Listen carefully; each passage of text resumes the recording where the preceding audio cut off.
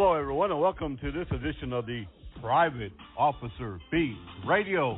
I'm your host, Rick McCann, broadcasting live today from Studio A of our Charlotte, North Carolina corporate office. A lot happening, so sit back, strap in, and enjoy today's episode.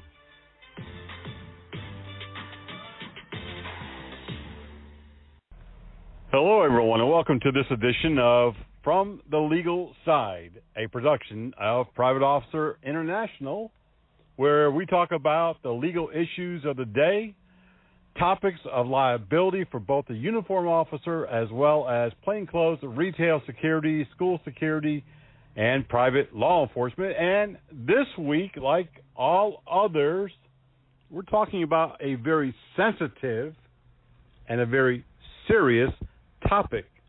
We're talking about responding to mental health incidents, what your legal obligations are, what the liability aspect is, and so much more here on the legal side.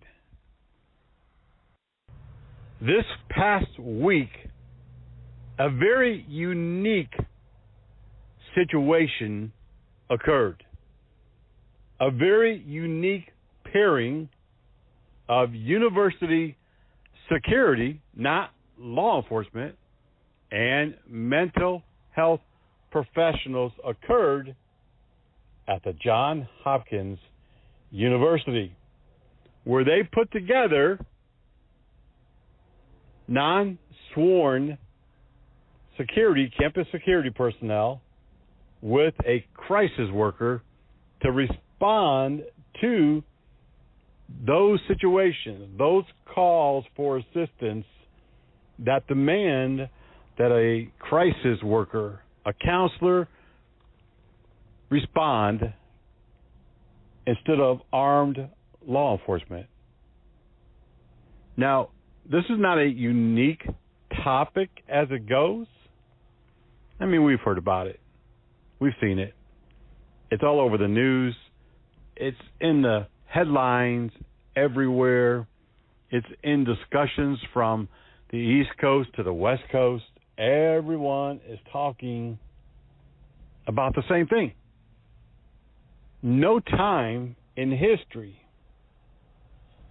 has there been a louder cry for mental health professionals in the field than today. But what's unique here is that we have been seeing a lot of law enforcement agencies turning over some calls for assistance to mental health workers, crisis intervention personnel, mental health professionals, and in some areas teaming up and responding on these calls with law enforcement. But this past week set a precedent. It's something not done before. It's something unique. In 18 years of having the association, we certainly have never seen private security personnel of any type pair up and partner with mental health or crisis intervention personnel. Some of our security staff in certain positions have been trained as crisis intervention technicians, crisis intervention personnel. They've gone through police training called CIT, the crisis intervention techniques. Others have been trained in mental health awareness. But this is the first time that I am aware of any place in the nation that any private security agency, company, or department, whether contract or proprietary, has actually put together a program where they have partnered mental health professionals with private security. This is certainly unique, but it's definitely not going to be the last time that we hear of it. As we all know, there are more private security use today than ever before. Almost double the number of private security compared to law enforcement. So yes, we are going to see more calls for security personnel to either have equivalent training, at least some type of CIT, crisis intervention techniques, some type of social service skills, mental health training.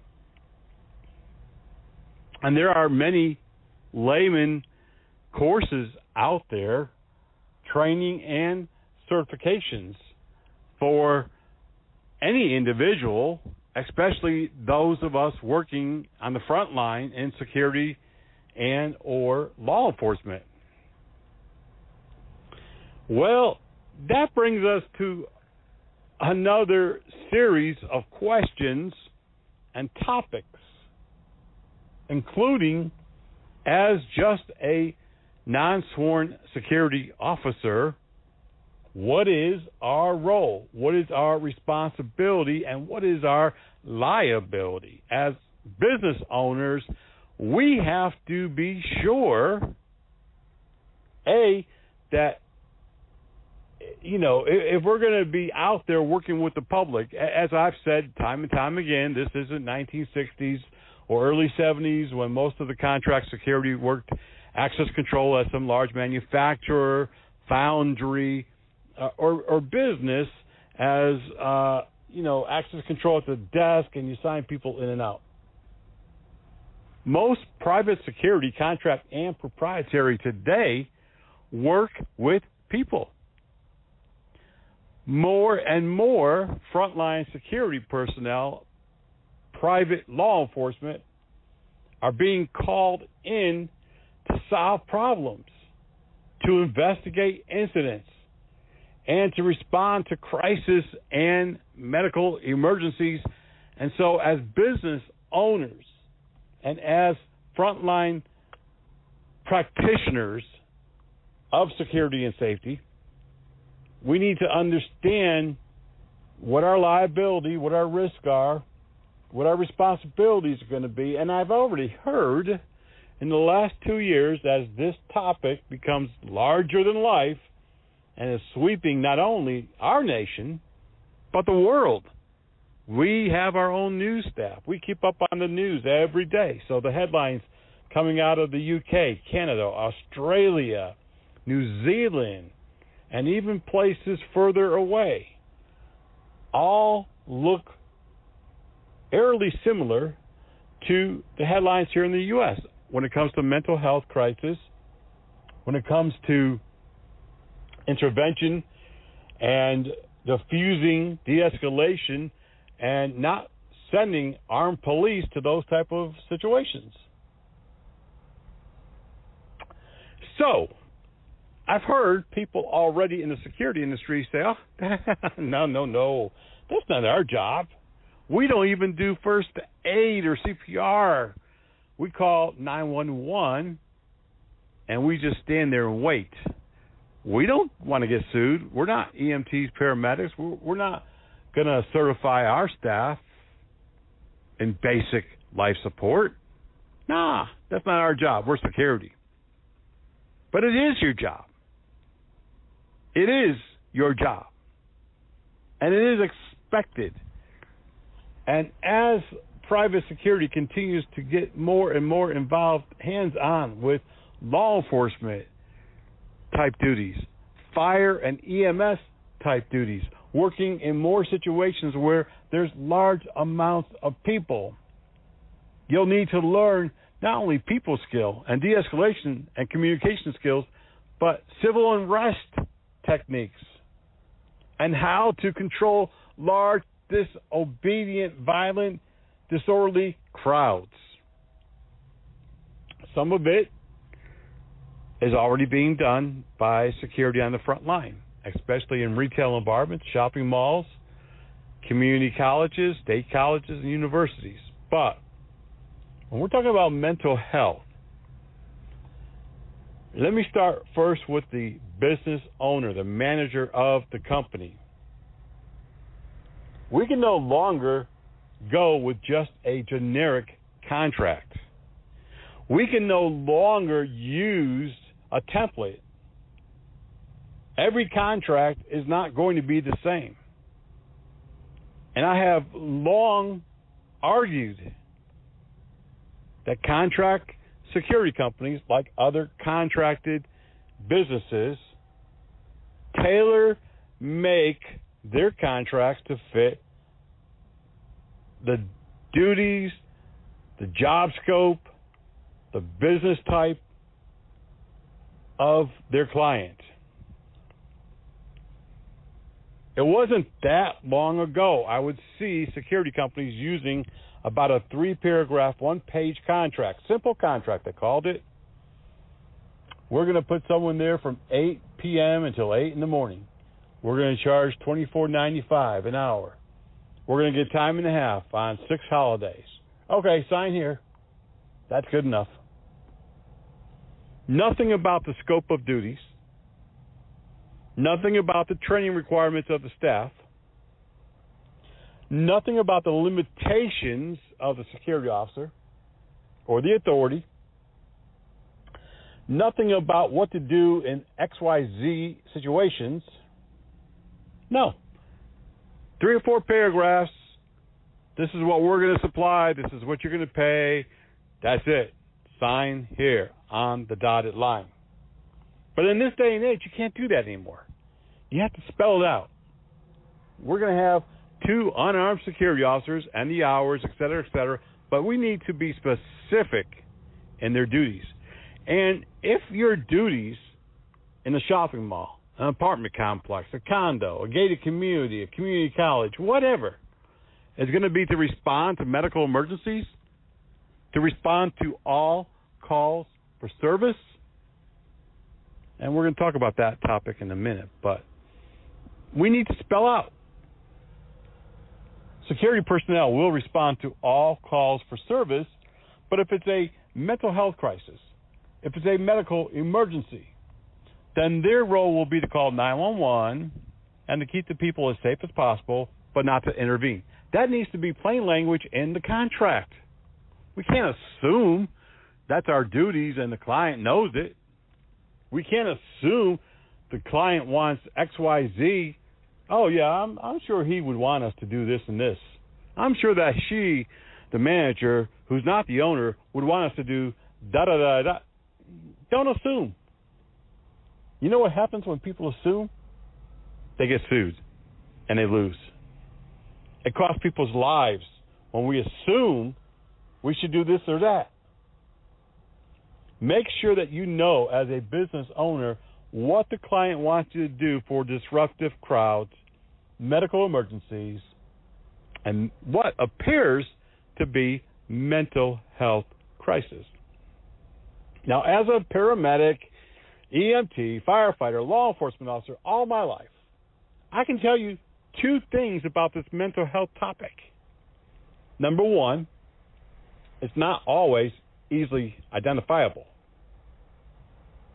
Number 2, it's oftentimes not the direct root cause of the situation.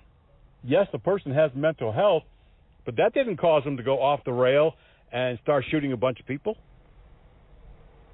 This has become an excuse. This has become a fallback reason. Oh, so-and-so, police killed him. He had a gun, but he has mental health.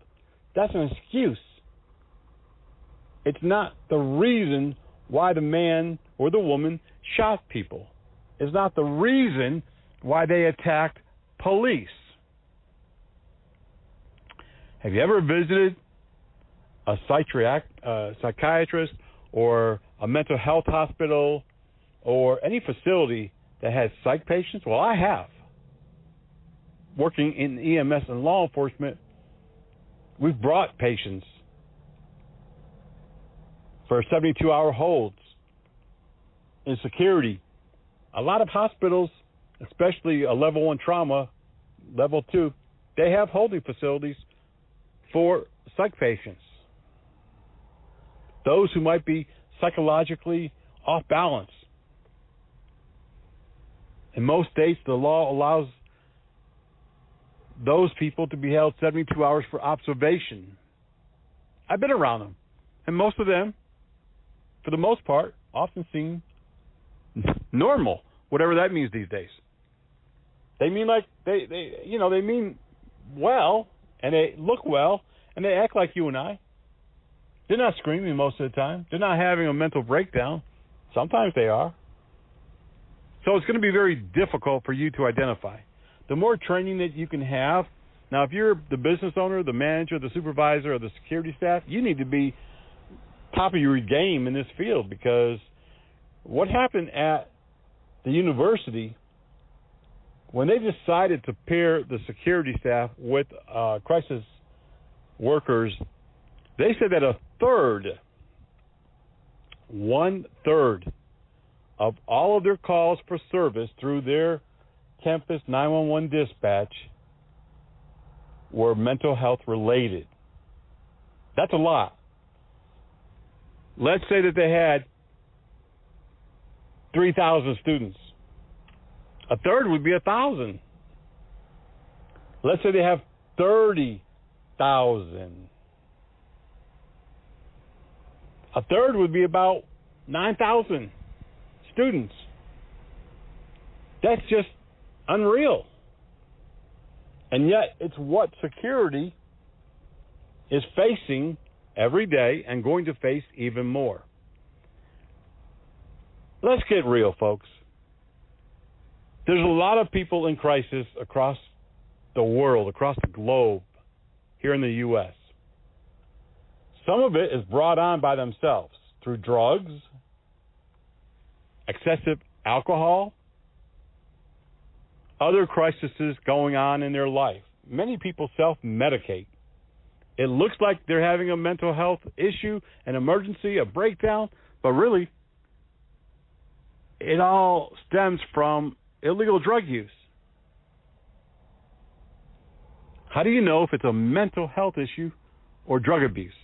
You don't. You have to assess the symptoms. You have to assess their situation and how they're acting, and they're acting out, and treat what you can, what you can tell is happening. We're going to take a quick break. We've got a lot to talk about. This is not a subject that we can just spend 30 minutes on, but as a security officer, you do, and a security business owner, you do, and you will have that obligation to do something. The same as if someone's having a cardiac arrest and they're on the floor dying. Are you just going to stand there and let them die? Think about it. We'll be right back from this break. I was just going to the grocery store. Seatbelt violators, beware. I forgot to put it on. If you're pulled over because you've broken the law. Oh, it's so uncomfortable. And you're not wearing your seatbelt. It's broken, but I was going to have it fixed. No matter what your excuse is, you will get a ticket in addition to the ticket for your original violation. Click it or ticket? That's pretty easy to remember.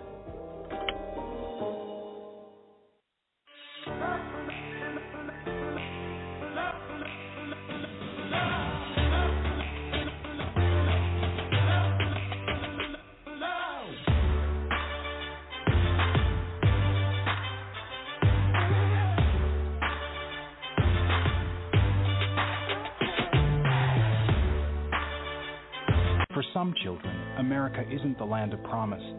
It's a place where every day is a struggle. Because today in America, 1 in 6 children lives below the poverty line.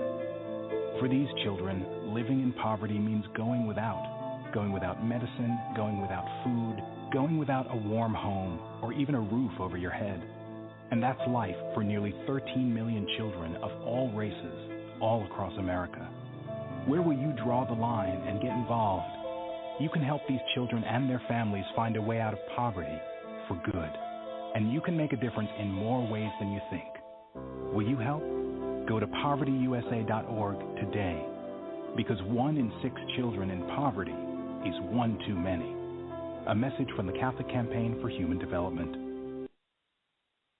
And welcome back to From the Legal Side. Today we're talking about mental health emergencies, how to respond to them, what our legal obligations and our liabilities are, and how do we prepare for the onslaught of possible interactions with people that may be having a mental health crisis, a breakdown. I hear all the time, and I read on social media, and this is one of the reasons why I try not to go there very often anymore, security officers with very little training and very little legal skills and very little educational background in the law, giving their advice to other security personnel. We don't have any obligation to protect. We don't have any obligation whatsoever to anybody, anything, no matter, any time, and yeah. Well, yeah, actually you do. That's why I say over and over again to business owners to be sure the contract is spelled out. Duties, A, B, C, D, E. Training, A, B, C, D, E. Requirements, A, B, C, D. We have to get away from just the hours, just the pay, and get away from those simple 3, 4, 5 paragraph, 1 page, 1.5 page contract. Have you ever seen your Verizon, T-Mobile, AT&T cell phone contract? How many pages? 8, 9, 15, 30, 100? That's for a cell phone. You need to get aggressive with the language of your contracts, business owners. We do have a legal obligation to do something in all situations. As the call volumes continue to go up for law enforcement, they certainly are going up for private security. Ever work in a hospital, a college, a large gated community, a residential community? Hey, I have had contracts where we had 15,000 people on the property. We made up a large portion of the population of the city. 5 swimming pools and 5 clubhouses, an educational facility, a dry cleaner, a gas station, all on the property, a convenience store, and much more. You don't think if you have a contract at an apartment complex with 3, 4, 5, 8,000 people, or a gated community? Just had about a month ago, just saw a gated community in Virginia. They have their own internal police department and fire department. Yeah. South Carolina, just over the North Carolina line. There's another community there. They also have their own private force and fire department and EMS. That's what's happening in our world today, in our country. You don't think 3, 4, 5, 8, 10,000 people on your property that you're going to have to respond to a mental health issue, a crisis, someone in crisis? Well, you will. What will you do? What will your training be? What level of training, if any, will you have? We have an obligation, if we're responding to a medical emergency, a fight in progress, or a mental health emergency or a crisis, we have an obligation to do at least the bare minimum. What is that? Well, we need to call 911 and adequately tell them what's happening. Oh, the guy's just freaking out. The guy's freaking out. He broke out a window. Oh, I don't know what's going on. I don't know. They're going to send the police when they really need to be sending police and EMS. We can no longer sit back and assume we're just going to collect a paycheck, business owners, just because we're there. We got a body there on the property. We're going to collect that $28, $30, $35 an hour. That's good enough for us. That's not going to work. It doesn't fly anymore. We got to do more. We got to train better. We got to have better people. We got to pay them more because, as I've said numerous times, security personnel are fast becoming what's called paraprofessionals, and so they may not be law enforcement, but they're going to be an equal very soon. Many states have their own laws that allow private police forces, private police officers. In fact, we have a program that we're offering to show you how to get into that private policing business. 40 states now or more have some statute that allows, we're not talking about security guards, we're talking about private police. We done a radio show about this about a month and a half ago or so, 6-7 weeks ago, and we'll continue talking about it because it continues to be in the forefront of people as they continue having a hard time staffing police positions. Funds are being cut. I just saw yesterday, Kansas City, Missouri, they reduced the police department budget by $44 million. And they diverted it to community services, mental health, and other areas where they think it'll help to reduce the crime, when I don't think so. We know it won't. A lot of cities, a lot of agencies are living in la-la land. And we're going to pay the price real soon with all of the funding, all the reduction of police, and the increase in services. We've had mental health workers already injured and even killed in the last 18 months when police should have been responding and they sent unarmed workers. As a security officer, you do have liability. You can be sued, and I know a lot of security officers say, I don't have nothing. Let them sue. They can't get blood out of a turnip. Eventually, if they sue you and get a judgment, it'll be hanging around for quite some time. It'll be on your credit history. It'll reduce your credit score. You don't want that. It's not a good thing. So, in closing, I want to tell you three things. Number one, when it comes to any call, any type of situation on the property, we do have an obligation, a legal obligation, and more courts are awarding large amounts of money to both individuals and companies because of a lack of response by their security staff that led to injuries or death. We have a legal obligation. We have a moral obligation to do something, even the bare minimum. We have taken on the liability and the risk associated with working in security, law enforcement, fire service, EMS, any type of profession where it's our job to protect people, to respond to their needs, and to provide them with basic service. No matter what you think you should or should not do, you need to know for sure what your legal obligations are. The employer and the security officer needs to be on the same page and have some rules. This is how we're going to respond to this type of call. This is what you're going to do if we get that type of call. And if you get into this type of situation, back out and wait for police and EMS. Even as an EMS provider, we don't always go in to every call. Sometimes we have to wait for police to arrive and secure the scene. And sometimes you will have to back off and secure the scene. There are several serious crises happening in our industry. The industry is evolving so fast. The job duties and responsibilities are so varied. And we're still putting the same people with the same lack of training or minimal training and just wishing them good luck and taking off. And we can't do that anymore.